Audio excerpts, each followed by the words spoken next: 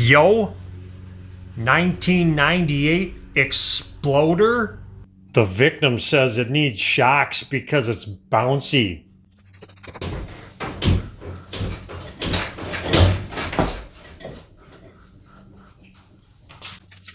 He might be right about that.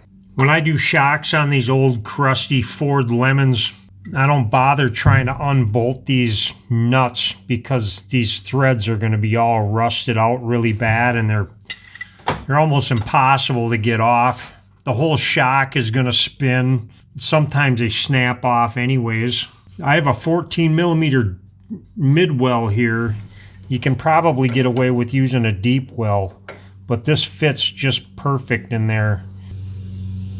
If you can see the little hole in the socket, it just goes up to the top of the shock, so I really like that. And then I put a 3-foot extension on this thing. Then I can just ever so gingerly wiggle the top back and forth.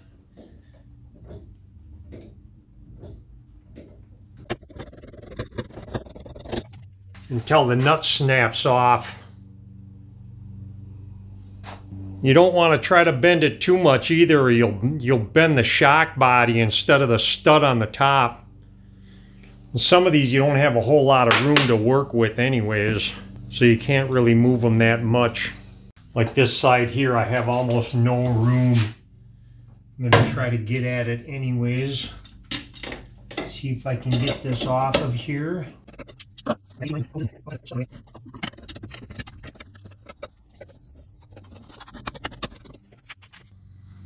I don't really have a whole lot of room in here. A whole lot of junk in my way. But I bent the stud pretty good. It seems like it'll go back, but it won't go up too much.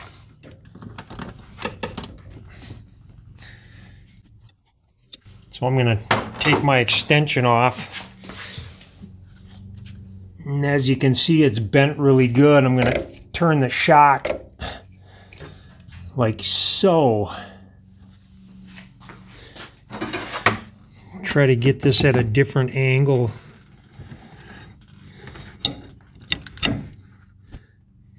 Maybe I'll have more room that way. Just kind of trying to be creative here.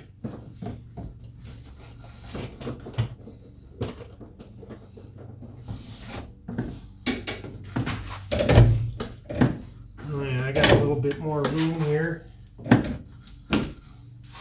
My shock's turning, so I gotta hold on to it.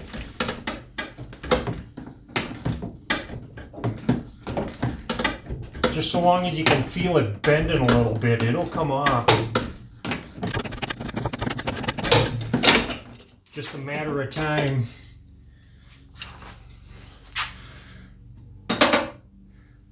And that's how you do front shocks.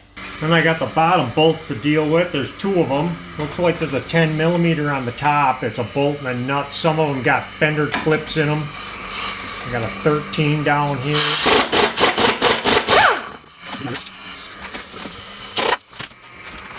And the shock should just come right out. You got some Monroes.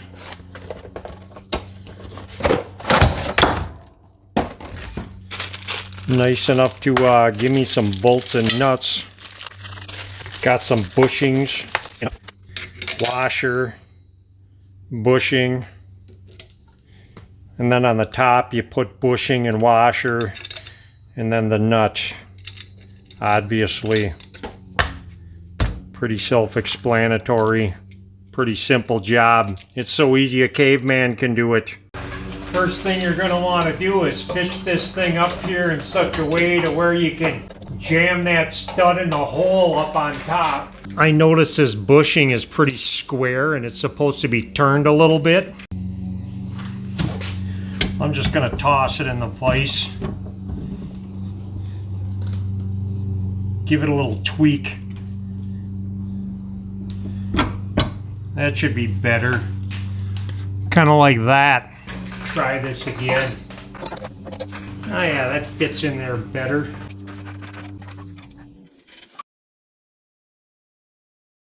These nuts, they don't need to be any tighter than about 14 foot-pounds.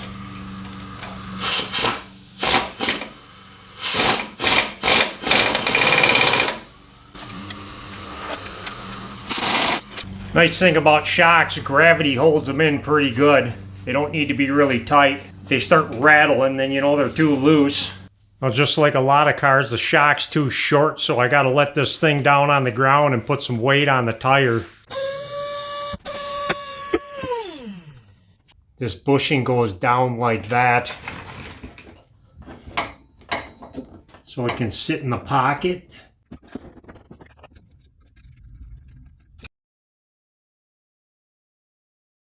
So then bolts on the bottom, those are 13 millimeters, so that's a 1/2 inch for all you standard guys. And then this nut right here on the shock, you need to hold this down to tighten this nut. That's about a 16 millimeter, so that'll be a 5/8, and you need a pretty thin wrench for this, so I'm just using a shorty.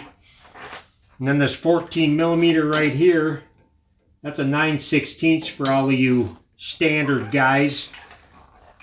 And it really only needs to be about 14 to 20 foot-pounds. I'm just going to give it a little tweak. Like I say, gravity holds all this in. And then you just do the same to the other side. That's a job. Okay, bye.